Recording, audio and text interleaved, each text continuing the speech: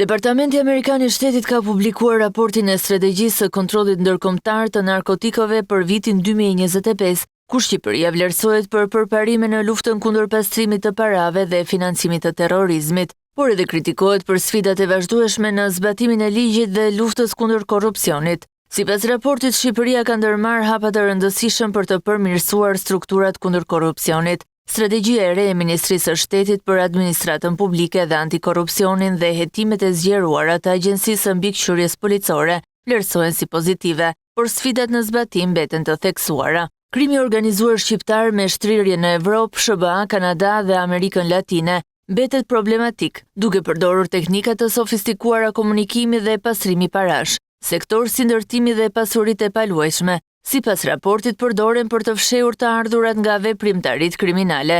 Raporti nënvizon në rolin e SPAK-ut në hetimin dhe sekuestrimin e aseteve të paligjshme. Ndër aksionet e prokurorisë së posaçme përmendet procesi ndaj Sali Berishës. Po ashtu në raport evidentohet një operacion në bashkëpunim me Europol dhe autoritetet italiane, ku shkatërruar një rrjet që trafikonte kokainë dhe përdorte fatura të rreme për të pastruar rreth $400 milion.